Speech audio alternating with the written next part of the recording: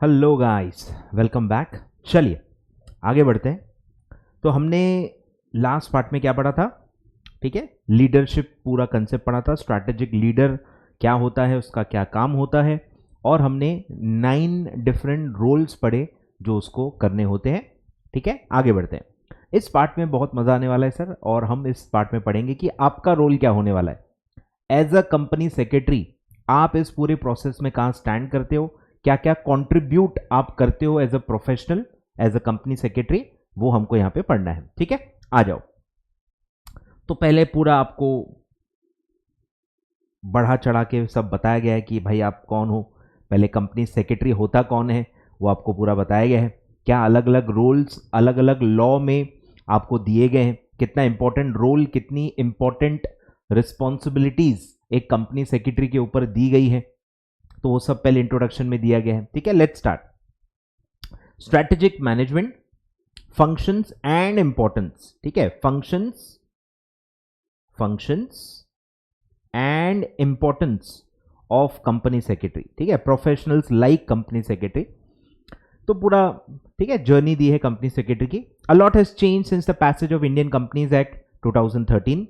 Company secretary has stepped into various crucial roles such as KMP, compliance officer, internal auditor, GST professional, registered valuer, insolvency professional, advisor to the board of directors, corporate planner and strategic manager etc. ठीक है, अलग अलग बहुत सारे role हैं जो company secretary निभाता है, thereby playing a pivotal role in ensuring best governance practices. ठीक है, तो आपको पता ही है कि we stand for governance. Company secretary का जो पूरा ब्रांडिंग भी है वो एज अ गवर्नेंस प्रोफेशनल किया जा रहा है बाय आईसीएसआई। तो आप एक गवर्नेंस प्रोफेशनल हो, गवर्नेंस की जो पूरी जिम्मेदारी है वो कंपनी सेक्रेटरी के ऊपर रखी गई है। ठीक है, तो आपको इंश्योर करना है कि बेस्ट गवर्नेंस प्रैक्टिसेस हो आपकी कंपनी की of corporate world, in order to ensure that every activity of business organization is conducted in the interest of stakeholders, that is shareholders, employees, suppliers, government agency। सब आपको पता है कि wider term जो use किया जाता है that is stakeholders, it includes all the persons. ठीक है, शेयर होल्डर्स तो आते ही हैं, कनेक्टेड जितने भी लोग हैं जिनसे आप डील करते हो, जो इंटरेस्टेड है आपकी कंपनी में, वो लोग भी स्टेक होल्डर्स में कवर किए जाते हैं, like employees, government, suppliers etcetera, सारे लोग आते हैं। ठीक है, बैंकर्स जो आपको लोन देते हैं वो भी आपके स्टेक होल्डर होते हैं, सब लोग आपके स्टेक होल्डर्स में आते हैं जिनसे आप डील करते हो, जो आपसे कनेक्टेड है। It is essential that company secretary work as a strategist and not as a simple knowledge worker. ठीक है, आईसीएसआई मतलब बहुत क्लियर है कि हमको ऐसा पर्सन नहीं चाहिए कि भाई ठीक है इसको लॉ आता है और ये वर्कर है, ऐसा एज अ रेगुलर एम्प्लॉय को जैसा देखते हैं वैसा कंपनी सेक्रेटरी को अब नहीं देखा जाता है, और आईसीएसआई बहुत स्ट्रांगली चाहता भी है कि हम वैसे उस तरह से न देखा जाए। हमको मैनेजमेंट का एक मेंबर की तरह देखा जाना चाहिए जिसके पास लॉ का नॉलेज है, जो एक स्ट्रैटेजिस्ट है, मतलब जो कंट्रीब्यूट करता है, जो डिसीजन मेकिंग प्रोसेस में कंट्रीब्यूट करता है। आए ख्याल में? तो ये मतलब है भी, ऐसा नहीं कि सिर्फ हम किताबों में पढ़ते हैं, काफी कंपनीज में। पर मैंने पहले भी आपको बताया हुआ है कि आप बस पहले दिन ऑफिस जाओगे और आप आ जाओ, ऐसा नहीं होता। It takes time, but eventually जब आप एक बहुत सीनियर पर्सन हो जाते हो, 10 ईयर्स 15 ईयर्स, तो ये जो भी लिखा है ये एक्चुअली होता है, ये एक्चुअली होता है। ठीक है, तो थोड़ा पेशेंस आपको एज अ प्रोफेशनल आगे चल के रखना पड़ेगा। ठीक है, क्योंकि मैं देखता हूं यार कि काफी यंग प्रोफेशनल जो होते हैं उनको ये सारी चीजें 1-2 साल में ही चाहिए होती है कि बस मैं आऊं और सब बोर्ड मेंबर की चेयर ऐसे मेरे लिए रखी जाए, ऐसा होता नहीं है। सिर्फ एजुकेशन से आपको नहीं मिलेगा, you need to have some experience. आपका काम देखा जाएगा, आपके स्किल्स एक्चुअली आपके अंदर कितने हैं, आप कैसे पूरा काम संभाल पाते हो, आपका जब कैलिबर देखा जाता है तब फिर आपको वो सारी चीजें मिलेंगी जो आपको चाहिए, but you have to show it. सिर्फ डिग्री के बेसिस पे आप कहोगे कि सारे दरवाजे मेरे लिए खुल जाएं, तो ऐसा रियल लाइफ में होता नहीं है, और ये कोई भी प्रोफेशन के लिए नहीं होता है। Even I am talking about chartered accountant, CA में भी ऐसा नहीं होता है। सीए भी मैनेजमेंट पोजीशंस या उस लेवल पे आने में उनको भी 10 से 15 साल आराम से लग जाते हैं। यस, अगर आप एक स्टैट्यूटरी रोल निभा रहे हो, आप ऑडिटर निभा रहे हो, आप ऑडिटर हो या जो भी हो, तो अलग है, वो तो है ही अलग। वो तो मैनेजमेंट का पार्ट वैसे भी होता ही नहीं है। आए ख्याल में? तो थोड़ा मैं एज अ टीचर आपको बता रहा हूं कि थोड़ा पेशेंस रखना, स्टार्टिंग के 2-3 साल थोड़ा आपको पेशेंस रखना पड़ेगा। ये मैं जेन्युइनली आपको एडवाइस कर रहा हूँ, ओपनली मैं ज़्यादा नहीं कहता हूँ क्योंकि बच्चे काफ़ी भड़के हुए रहते हैं काफ़ी, और क्या वे में क्या चीज़ कही जा रही है वो नहीं पकड़ पाते हैं। तो ये एक बहुत सही टॉपिक है जिसमें मैं सही चीज़ आपको बता रहा हूँ कि एज अ प्रोफेशनल आपको थोड़ा स्टार्टिंग में पेशेंट रहना पड़ेगा।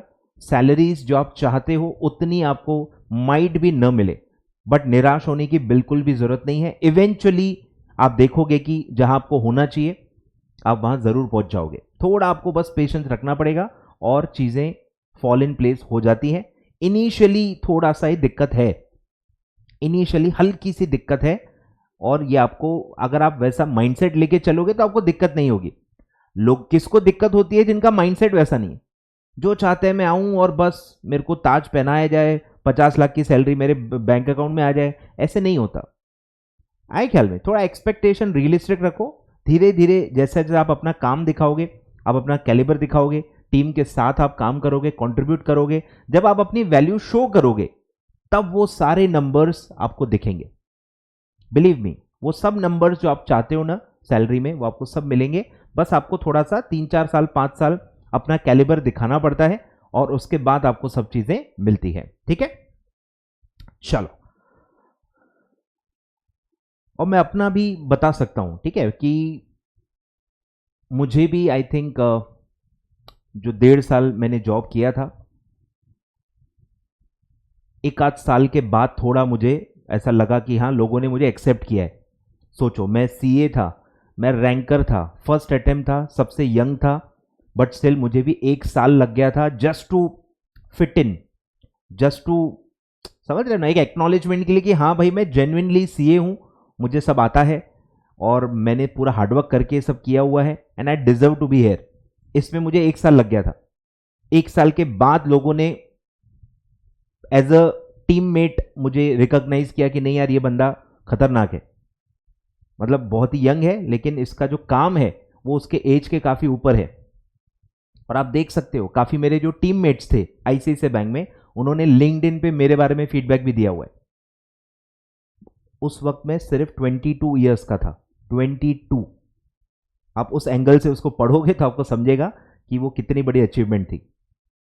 तो ये मैं वही कह रहा हूं कि टाइम लगता है, पेशेंस बहुत ज्यादा जरूरी होता है। आपको बहुत कंपटीशन भी होती है टीम में, जब आप काम करते हो आपसे पहले लोग आए होते हैं और वो आपको इतनी जल्दी सीढ़ियां चढ़ने नहीं देते हैं। बहुत चीजें होती हैं, वो हम सब पढ़ेंगे, एसएम का ही पार्ट है, इसीलिए मैं आपको टाइम टू टाइम सब चीजें बताऊंगा। प्रॉपर माइंडसेट से जाओगे तो मुझे नहीं लगता आपको कहीं भी कोई दिक्कत होने वाली है। ठीक है, चलो। मतलब आपको रूल्स ऑफ द गेम्स पता होनी चाहिए। जैसे हर बॉल पे आप छक्का नहीं मार सकते, आपको पता होना चाहिए ना, तो आप निराश नहीं होंगे। आपको बस हर ओवर में एक छक्का मारना है और हर वो 6 बॉल में से एक बॉल बस आपको ढूंढनी है जिसपे आपको छक्का मारना है, बस वैसा ही है। गेम के रूल समझो और रूल्स के हिसाब से खेलो, आप जीत जाओगे।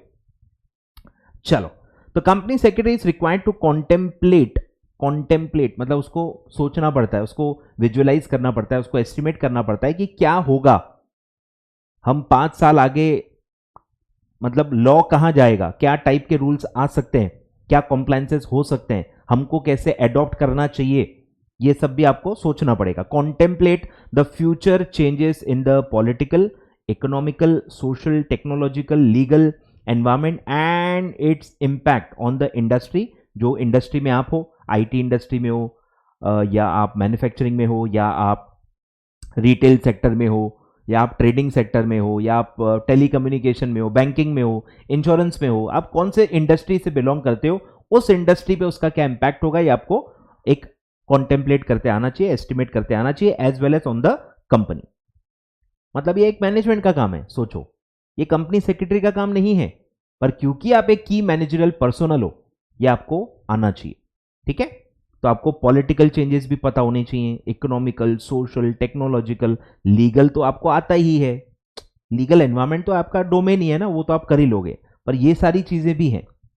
ठीक है, further the job of company secretary is of a balancing act meaning that on one hand he needs to take care of almost all the aspects of corporate affairs, that is acting as a mediator between the board and the shareholders, communicating with the outside world on the various corporate issues, conducting meetings, proper maintenance of records, etc. मतलब जो एक traditional role है वो तो है ही, वहां से आपको कभी छुटकारा नहीं मिलेगा।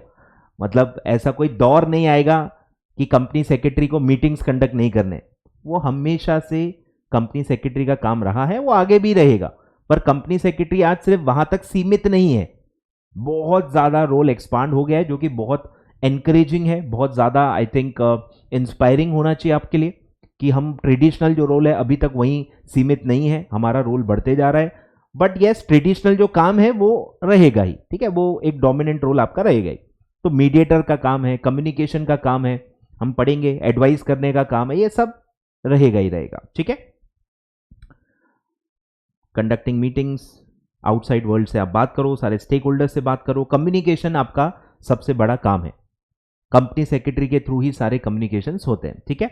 On the other hand he needs to take care of the bigger and extremely important aspect, that is in absence of which it may exert a deliberating impact on the business, that is corporate governance, ठीक है। तो larger role जो अभी आपको दिया गया है that is corporate governance।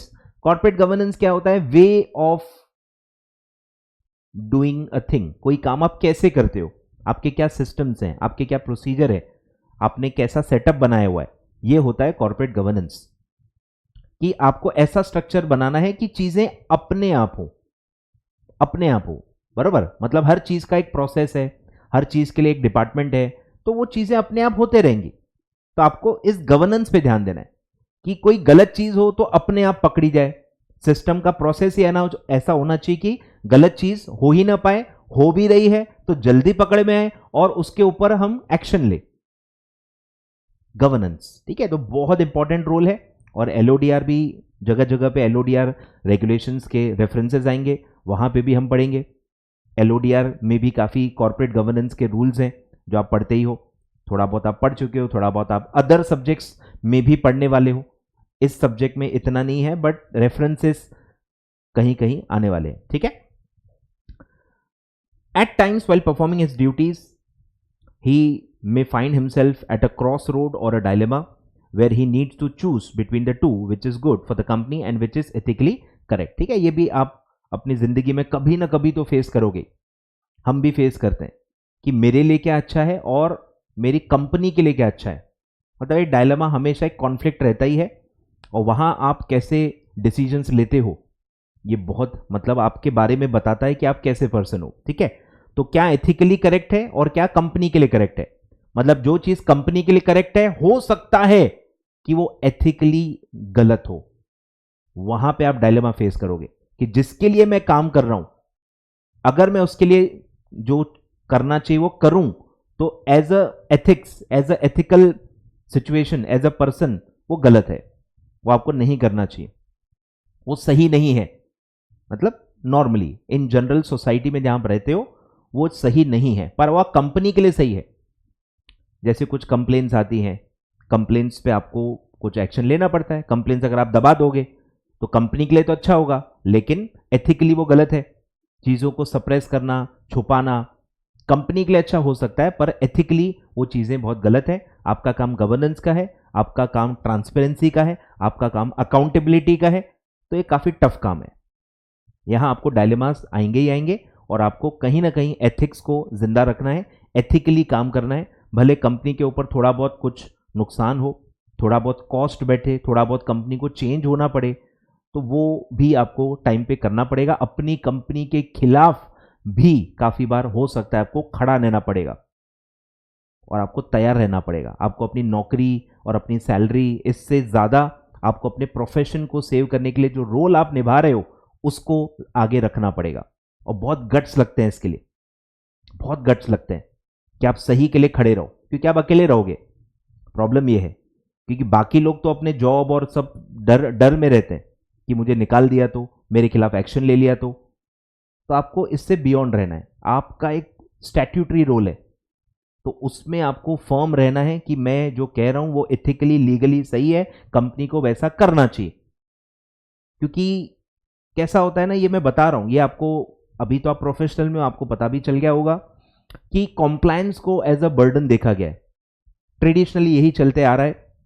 Compliance के क्या फायदे हैं, ये इंडिया में थोड़ा सा अभी उतना मैच्योरिटी नहीं है प्रमोटर्स में या मैनेजमेंट में कि वो उसको इतना इंपॉर्टेंस दे, क्योंकि हमारा लॉ एनफोर्समेंट उतना अच्छा नहीं है। बट अगर आप डेवलप्ड कंट्रीज में जाओगे जहां पे लॉ एनफोर्समेंट बहुत अच्छा है, वहां लॉ को बहुत सीरियसली लिया जाता है और उसको मियरली अ बर्डन नहीं देखा जाता है। इंडिया में भी खैर कभी ना कभी वैसी सिचुएशन आने ही वाली है। इंडिया भी जैसे जैसे डेवलप होगा तो इंडिया के भी जो तौर तरीके हैं वो चेंज होंगे, और आपको इसीलिए दिखेगा कि कंपनी सेक्रेटरी का रोल इंपॉर्टेंस काफी बढ़ते हुए आपको दिखेगा। अभी कम क्यों है, क्योंकि इंडिया अभी वैसा बना नहीं है। जो कंडीशंस चाहिए होती है इंडिया में अभी वैसी नहीं है। इंडिया में नॉन कॉम्प्लायंस को ग्लोरीफाई किया जाता है। आप देख लो ना, इतने स्कैम हुए हैं, स्कैम्स को ग्लोरीफाई किया जा रहा है। तो जब तक ऐसा चलेगा, जब तक ऐसा माइंडसेट रहेगा कि आप नॉन कॉम्प्लायंसेस को, स्कैम्स को आप बड़ा दिखाओगे, तो कभी कोई कॉम्प्लायंस को उतना सीरियसली नहीं लेगा, कोई मोटिवेटेड नहीं रहेगा। तो वो होगा, इट टेक्स टाइम, ग्रेजुअली वो हो भी रहा है। काफी कॉर्पोरेट्स आगे आ रहे हैं, काफी कॉर्पोरेट्स ने काफी बढ़िया बढ़िया चीजें की हुई हैं, लॉ को बहुत ज्यादा रिस्पेक्ट दी है, कॉम्प्लायंसेस को पर से या गवर्नेंस को पर से बहुत ज्यादा रिस्पेक्ट दी है और उसके लिए आगे आए हैं, बहुत ज्यादा कॉस्ट भी इनकर की है। तो है, देयर आर साइंस कि चलो इंडिया चेंज हो रहा है और गवर्नेंस का भी रोल धीरे धीरे बढ़ रहा है। बट काफी लिमिटेड कंपनीज है जिन्होंने ऐसा किया है, धीरे धीरे और भी कंपनीज करेंगी, ऐसा उम्मीद है। ठीक है, आगे बढ़ते हैं। Due to the higher degree of association with the business matters, now a company secretaries platter is full of various task. मतलब आज सिर्फ सेक्रेटरियल काम वो नहीं करता है, बहुत सारे अदर काम भी उनको करने पड़ते हैं। For instance, they interact with the top management on a continuous basis to apprise them, उनको बताओ, उनको अपडेट करो of the latest developments taking place in the capital markets. ठीक है, कैपिटल मार्केट में क्या चल रहा है, क्या नए नए रूल्स रेगुलेशंस आ रहे हैं जो हमारे स्टॉक प्राइजेस को अफेक्ट कर सकते हैं, कॉर्पोरेट लॉस क्या चल रहे हैं, सिक्योरिटीज लॉ क्या चल रहे हैं, उनका हमारे ऊपर इंपैक्ट क्या होगा, and also communicating the different external agency and regulatory authorities, thereby enlarging their role in the organization। ठीक है, तो आपको सारे, अभी भी मैं कहूंगा देखो सारी चीजें लॉ से ही रिलेटेड है, तो लीगल एस्पेक्ट आपको पूरा संभालना है और आपको कम्युनिकेशन का बहुत ज्यादा काम रहेगा। Further, company secretary has to take care of the following crucial facets of business, that is risk management। Legal से रिलेटेड ज्यादा आपको देखना है, ऑपरेशनल थोड़ा कम देखना पड़ता है, उसके लिए अलग और लोग होते हैं, प्रोफेशनल्स होते हैं जो ऑपरेशनल रिस्क को जज करते हैं। आपको लीगल वाला जो रिस्क है वो आपको देखना होता है, उसको कैसे मैनेज करें। Assessing the sustainability of the organisation, contribution towards corporate vision, mission, assessment of magnitude of business competition, guiding the company on path of CSR etcetera have enhanced the significance of the company secretary manifold. ठीक है, तो ये सब बहुत basic चीजें दी है, कुछ खास बताने के लिए नहीं है। Thus, it is clear that the role of company secretary encompasses almost all the functions which a top management official needs to perform, and in view of this, strategic management is of paramount significance of the company secretary। मतलब ये जो hire role आपको भी मिल रहा है और जो और बढ़ते जाएगा, इसको भी आपको स्टडी करना चाहिए ताकि आप बेटर वे में कंट्रीब्यूट कर पाओ। ये आपका मतलब हायर रोल है, स्ट्रैटेजिक मैनेजमेंट, ये आपका मतलब ट्रेडिशनल रोल नहीं है। ट्रेडिशनल रोल आपका कॉम्प्लायंस ही रहेगा, बट अब जो आपको एक लार्जर रोल दिया जा रहा है, गवर्नेंस का जो रोल दिया जा रहा है और जो आपको अच्छे से करना है, उसके लिए आपको स्ट्रैटेजिक मैनेजमेंट जो ओवरऑल प्रोसेस है वो आपको पता होना बहुत ज्यादा जरूरी है। The ensuing paragraph makes an attempt to comprehend how a company secretary is also a part and parcel of strategic management in a company secretary in today's era while discharging his or her professional। अभी आपको ध्यान देना है, his or her हर जगह assume करके चलना है, gender bias है यहाँ पे। ठीक है, और वो लॉ में काफी जगह भी हटाया भी गया है, हर जगह ही, शी, हिज, हर, ये सब डाला गया है और बहुत बढ़िया बात है। तो आपको ध्यान देना है, कहीं कहीं देखो ऊपर भी मैंने ध्यान दिया, ही लिखा हुआ है, तो ठीक है, ही और शी आपको लिखना है, और वो काफी जगह भी किया जा रहा है जो कि बहुत बढ़िया बात है। ठीक है, professional obligations has to perform several key roles which are also integral components of SM। Brief discussion. ठीक है, क्या क्या रोल है, to be very specific, let's start. Number 1, advisory. ठीक है, एडवाइजरी आपको देनी है, किसको क्या एडवाइस करना है ये आपको समझना है। ठीक है, एडवाइस करना आपका काम है, क्योंकि आप लॉ पढ़ते हो, कॉर्पोरेट लॉस पढ़ते हो, तो आपको एडवाइस देनी पड़ती है, किसको क्या करना है, कौन से डायरेक्टर को क्या करना है, मैनेजिंग डायरेक्टर को क्या करना है, CEO को क्या करना है, सबके जो लॉ के कॉम्प्लायंसेस हैं वो आपको पता है। बिलीव मी, पूरी टीम में सिर्फ आप ही हो जिनको आईसीडीआर आता है, सिर्फ आप ही हो जिनको एलओडीआर आता है, सिर्फ आप ही हो जिनको डीलिस्टिंग रेगुलेशंस आती हैं, बायबैक रेगुलेशंस आती हैं। कोई भी आपकी टीम में और कोई भी नहीं होगा जिसको ये सब आता है। आपकी टीम में बेसिकली कौन होते हैं? एमबीएस होते हैं, कुछ सीएस होंगे, कुछ और भी प्रोफेशन के लोग होंगे, पर सीएस एकमात्र ऐसा प्रोफेशनल उसमें होता है जिसको लॉ आता है।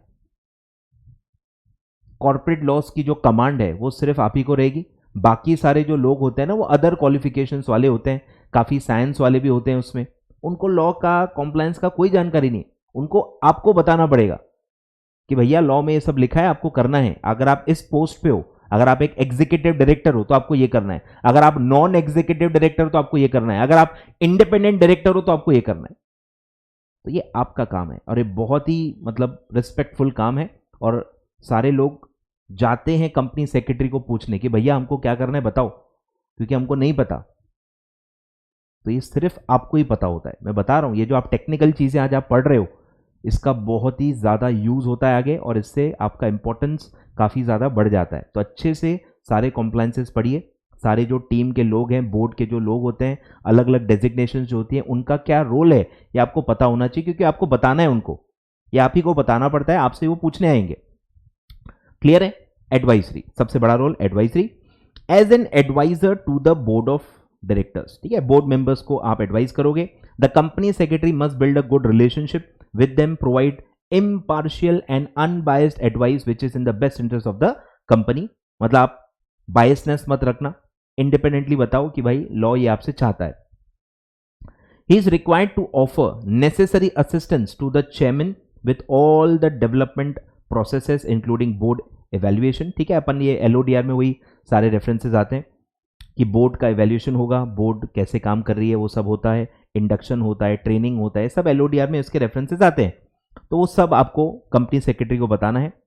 This involves implementation of rigorous plan for assessment of performance of directors, taking requisite measures based on the review report. Further, company secretary should take lead in developing tailor induction plan. Induction क्या है भाई? नए directors जो आते हैं उनको induction देना पड़ता है ना, कि भाई हमारी कंपनी के बारे में बताओ, हम क्या करते हैं, कैसे पूरी जर्नी क्या रही है कंपनी की, उनका जो डेजिग्नेशन है उनसे क्या एक्सपेक्टेड है।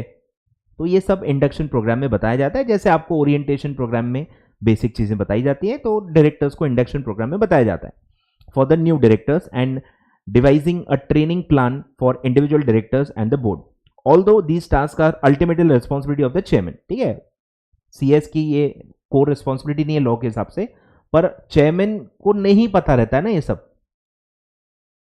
चेयरमैन सीएस थोड़ी है, समझ रहे हो? तो चेयरमैन आपसे ही पूछेगा, पर्दे के पीछे आप ही हो जो सब बताएगा कैसे होता है, बाकी लोग कैसा करते हैं, लॉ की क्या रिक्वायरमेंट है, ये सब आप बताते हो और आप हेल्प करते हो।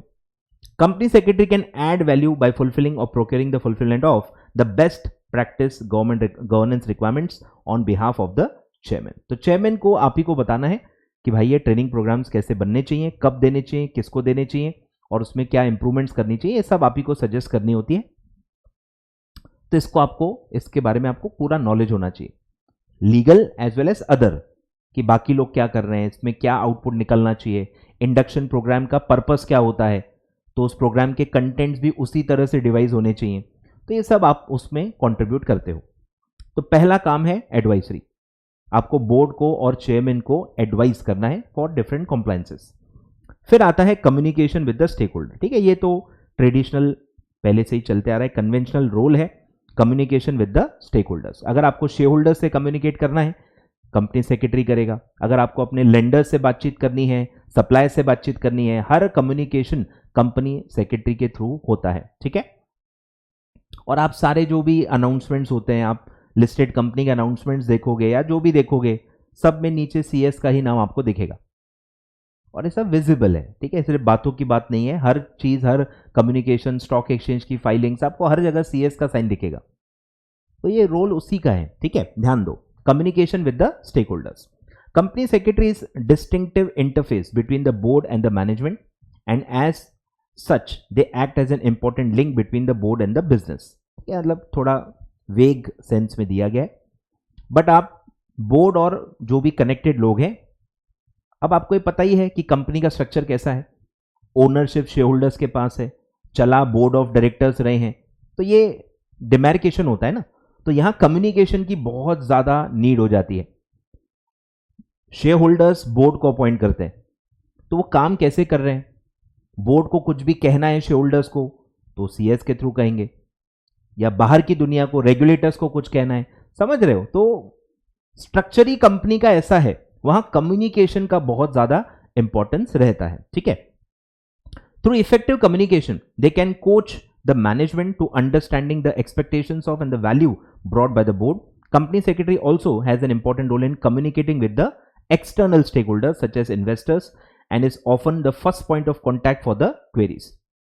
The company secretary should work closely with the chairman and the board to ensure effective shareholders relationship are maintained. ठीक है, जो भी चीजों का बताना है, क्लैरिफिकेशन देना है, जो भी इवेंट्स हैं, आप बहुत जगह पढ़ते हो actually, MDAR management discussion analysis report, आप बोर्ड रिपोर्ट पढ़ते हो, एनुअल रिपोर्ट में बोर्ड रिपोर्ट होती है, तो बोर्ड रिपोर्ट क्या है भाई, वो भी कम्युनिकेशन है। बोर्ड बताता है कि भाई हम क्या कर रहे हैं, हमारी इंडस्ट्री में क्या चल रहा है, क्या अपडेट्स हैं, क्या चैलेंजेस हम फेस कर रहे हैं, उसके लिए हमने क्या किया है, क्या रिस्क फैक्टर्स हैं, रिस्क को कैसे कवर किया जा रहा है, आगे क्या चैलेंजेस हैं, आगे हमारा प्लान क्या है। तो ये आप हर जगह देखोगे, तो ये सब में सीएस का भी रोल होता है, ठीक है। फिर है फ्लॉलेस डिस्क्लोजर एंड रिपोर्टिंग, ठीक है। रिपोर्टिंग ट्रांसपेरेंसी जो है उसमें फ्लॉलेस रिपोर्टिंग आपको करना है। ये जो मैं आपको बता रहा था, डायरेक्टर्स रिपोर्ट क्या है, डिस्क्लोजर रिक्वायरमेंट है। आपके फाइनेंशियल्स में भी पूरा शेड्यूल 3 के पूरे रिक्वायरमेंट्स होते हैं, एएस के अंदर डिस्क्लोजर रिक्वायरमेंट्स होते हैं। फिर जो आप कॉम्प्लायंस पढ़ते हो, चलो ये एएस और वो तो सीए देखेगा, लॉ के जो कॉम्प्लायंसेस हैं, जो डिस्क्लोजर रिक्वायरमेंट्स हैं, जो भी हम पढ़ते हैं, आईसीडीआर, एलओडीआर, हर रेगुलेशन में जो कॉम्प्लायंसेस दिए जाते हैं डिस्क्लोजर्स के, तो वो सब आपको करने और फ्लॉलेस होना चाहिए, फ्लॉलेस रिपोर्टिंग एंड डिस्क्लोजर्स, ठीक है। और आप देख भी रहे हो कि हर जगह डिस्क्लोजर का बहुत ज्यादा रोल हो गया है। प्रोस्पेक्टस देख लो, जब भी आप पैसे उठा रहे हो मार्केट से तो डिस्क्लोजर रिक्वायरमेंट्स कितनी ज्यादा होती हैं। फिर जब आप एलओडीआर हो, आप पैसा ले चुके हो, लिस्टेड हो, एज अ लिस्टेड एंटिटी भी आपको बार बार स्टॉक एक्सचेंज को फाइलिंग देनी पड़ती है। शेयर होल्डिंग पैटर्न बताओ, फिर आपका बोर्ड के कॉन्स्टिट्यूशन में कुछ चेंज आ रहा है तो वो बताओ, फिर जो भी इवेंट बेस्ड डिस्क्लोजर्स आप पढ़ते हो, मटेरियल इवेंट्स सारे आपको बताने पड़ते हैं, प्राइस सेंसिटिव कुछ इंफॉर्मेशन है वो आपको बतानी पड़ती है, कितनी सारी चीजें बतानी पड़ती है, आप सोचो। तो सब सीएस ही करता है, ठीक है। तो ध्यान देना, एलओडीआर आप पढ़ोगे तो आपको ये सब समझ में आ जाएगा। तो जो एलओडीआर थोड़ा बहुत पढ़ चुके हैं अच्छे से, उनको ये सब पता है कि मैं क्या बातें कर रहा हूं। In recent years, there has been increased emphasis in the quality of corporate governance reporting and calls for increased transparency. Even आप अगर न्यूज़ पढ़ोगे ना, आप देखोगे आए दिन डिस्क्लोजर्स न देने के वजह से काफ़ी कंपनीज को पेनल्टी चार्ज की जा रही है। मतलब सेबी बहुत सीरियस है डिस्क्लोजर रिक्वायरमेंट्स को लेके। अगर आप लिस्टेड एंटिटी हो, एलओडीआर के तहत जो भी डिस्क्लोजर्स आपको देने होते हैं, अगर आप वो टाइम पे सारे डिस्क्लोजर्स नहीं देते हो, आपको अच्छी खासी पेनल्टी लगती है। मैं बता रहा हूं, आए दिन मैं देखता हूं डिस्क्लोजर लैप्सेस के लिए इस कंपनी को पेनल्टी लग गई, डिस्क्लोजर लैप्सेस के लिए इसको पेनल्टी लग गई, तो आपको पेनल्टीज चार्ज होती है। तो इसीलिए सीएस का यहां पे रोल बहुत ज्यादा इसलिए बढ़ते जा रहा है। मतलब अब आप डिस्क्लोजर्स को कैजुअली नहीं ले सकते कि सेबी को क्या ही पता चलेगा, सेबी क्या ही कर लेगा, ऐसा नहीं होता है। अब सेबी के पास इतने सिस्टम्स आ गए, इतने सॉफ्टवेयर आ गए कि वो डिटेक्ट भी करता है और बाकायदा एक्शन भी लेता है। इस वजह से क्या हो रहा है ना, सीएस का रोल और बढ़ते जा रहा है। अब एटलीस्ट लिस्टेड कंपनीज बहुत ज्यादा सीरियसली ले रही हैं डिस्क्लोजर रिक्वायरमेंट्स को, कॉम्प्लायंस रिक्वायरमेंट्स को, ठीक है। The company secretary usually has a responsibility for drafting the governance section of the companies annual report and ensuring that all the reports are made available to the shareholders according to the regulatory or listing requirement, ठीक है। तो जो भी disclosure requirements है, governance से related जो भी content है, वो सब आप ही को बनाना होता है, ठीक है। फिर है मैनेजमेंट, ये भी ट्रेडिशनल रोल है, management of board meetings and committee meetings. तो मीटिंग्स का जो मैनेजमेंट है, ये तो आपका कोर है, कंपनीज एक्ट में भी आप पढ़ते हो, हर जगह पढ़ते हो। मीटिंग्स का पूरा जो भार है, कॉम्प्लायंस है, वो कंपनी सेक्रेटरी पे पहले से रहा है और वो हमेशा ही रहेगा, ठीक है। ये कोर काम है आपका। The company secretary plays a leading role in good governance by helping the board and committees function effectively in accordance with their terms of reference and best practices. मतलब हर कमिटी का एक पर्पस होता है और law में भी कुछ minimum की रिक्वायरमेंट्स होती हैं कि मिनिमम कितनी मीटिंग्स होनी चाहिए, मिनिमम क्या क्या बातों पे आपको बातचीत करनी चाहिए, क्या मिनिमम एजेंडाज होने चाहिए, तो वो सब होता है terms of reference and best practices.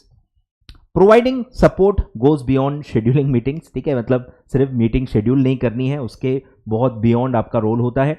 Goes beyond scheduling meetings to proactively managing the agenda, ensuring the presentation of high quality up to date information and in advance of the meetings. This should enable the directors to contribute fully in the board discussions and debate and to enhance the capability of the board for good decision making. तो जो भी data लगता है, जो भी numbers हैं, जो भी इंफॉर्मेशन है, वो सबके पास होनी चाहिए, टाइम पे पहुंच जानी चाहिए. जो भी आप पढ़ते हो ना एक्सप्लेनेटरी स्टेटमेंट्स, याद आ रहा है? कनेक्ट करो, भी लॉ को कनेक्ट करो एसएम से. हर स्पेशल रेजोल्यूशन में आप पढ़ते हो कि एक्सप्लेनेटरी स्टेटमेंट देना चाहिए, फिर एक लंबी लिस्ट पढ़ते हो कि एक्सप्लेनेटरी स्टेटमेंट में क्या क्या देना है. ये किसके लिए होता है? ये बोर्ड मेंबर्स के लिए होता है ना, कि उनको ये सब पता रहे, ताकि वो बोर्ड में मीटिंग में उनको वोट अगेंस्ट में करना है या फेवर में करना है, वो डिसाइड कैसे करेंगे. उनको क्या पता. जैसे अगर आप ईसॉप ला रहे हो, अरे भाई जब तक ईसॉप आप क्या लाना चाहते हो, काय का अप्रूवल है, उसके बारे में पूरी डिटेल इंफॉर्मेशन जब तक आप नहीं दोगे, वो कैसे डिसाइड करेंगे कि हम हां बोले या ना बोले. सोच के देखो आप, डायरेक्टर्स को वोटिंग करनी है, तो डायरेक्टर्स बिना इंफॉर्मेशन के कैसे करेंगे? कौन बताएगा उसको?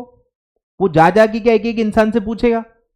तो ये स्टैट्यूटरी रोल है सीएस का कि आप प्रॉपर, इसलिए लॉ में हर जगह एक्सप्लेनेटरी मिनिमम डिस्क्लोजर रिक्वायरमेंट्स डाली गई है कि अगर आप स्पेशल कुछ रेजोल्यूशन पास करना चाहते हो, उसके लिए आप मीटिंग होल्ड कर रहे हो, तो उसके एजेंडा में, उसके नोटिस में आपको सारे डिस्क्लोजर रिक्वायरमेंट्स, जो एक्सप्लेनेटरी स्टेटमेंट्स होते हैं, वो आपको देने होते हैं, ताकि डायरेक्टर्स उसको पढ़ें और अपना एक व्यू बना के मीटिंग में आए और उसके हिसाब से वोटिंग करें. ठीक है.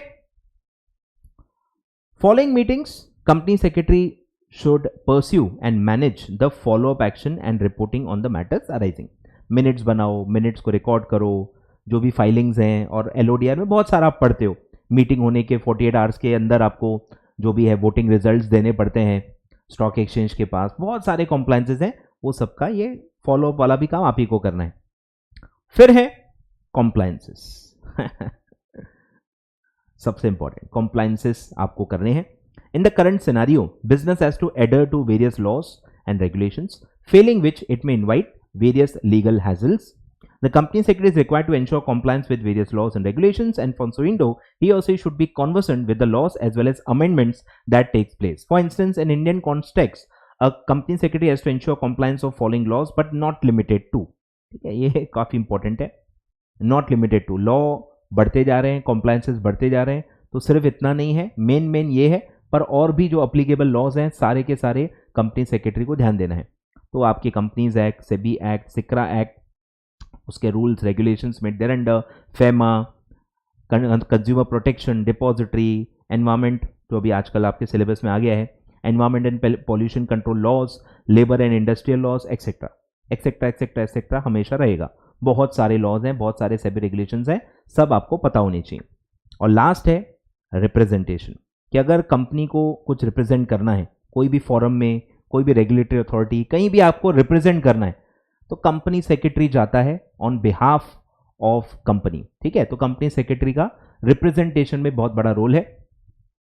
A company secretary has to represents before various tribunals, courts, अगर आपके केसेस चल रहे हैं, in order to present the legal issue of the company. In India, company secretary appears before the local bodies inter alia and includes NCLT, NCLAT, ठीक है, CCI, Competition Commission and ROC. तो जो भी regulatory authorities हैं, जो भी company का कुछ इशू है, उसके लिए कंपनी सेक्रेटरी जाके रिप्रेजेंट करता है फॉर कंपनी. ठीक है, टैक्स ट्रिब्यूनल्स एक्सेट्रा. तो 6 ऐसे बड़े काम हैं, 6 ऐसे बड़े काम हैं. बोलो क्या क्या है? एडवाइजरी, ठीक है, बोर्ड और चेयरमैन को एडवाइजरी देनी है, स्टेक होल्डर्स से कम्युनिकेट करना है, फ्लॉलेस डिस्क्लोजर और रिपोर्टिंग होनी चाहिए, मैनेजमेंट करना है आपको बोर्ड मीटिंग्स और कमिटी मीटिंग्स का, मतलब मीटिंग्स. फिर है इन जनरल कॉम्प्लायंसेस, सारे जो अप्लीकेबल लॉज एंड रेगुलेशंस हैं, जो कि बहुत ज़्यादा होते हैं, तो वो सारे कॉम्प्लायंसेस आप ही को करने हैं. फिर है बाहर के जो भी बॉडीज हैं, आरओसी है, सेबी हो गया, एनसीएलटी, टैक्स ट्रिब्यूनल्स, ठीक है, आईटैट जो हो गया, तो उन सब में कंपनी का कोई भी इशू है तो कंपनी को रिप्रेजेंट करने के लिए कंपनी सेक्रेटरी जाएगा, ठीक है। तो 6 ऐसे वाइडर रोल्स हैं जो कंपनी सेक्रेटरी को निभाने होते हैं और इनमें काफी कनेक्शंस हैं स्ट्रैटेजिक मैनेजमेंट को लेके, ठीक है। तो ये ओवरऑल एक पूरा टॉपिक हो गया हमारा, ठीक है। यहां से मैं नेक्स्ट पार्ट में आगे कंटिन्यू करूंगा, ठीक है। हम छोटे छोटे एक एक टॉपिक पे हम पढ़ेंगे अच्छे से। एक वीडियो की लेंथ पे आपको नहीं जाना है, वीडियो का लेंथ फ्लक्चुएट होगा, क्योंकि मैं नहीं चाहता बहुत ज़्यादा ओवरबर्डन कर दूं, बहुत ज़्यादा बोर फील करो, ऐसा भी नहीं करना है।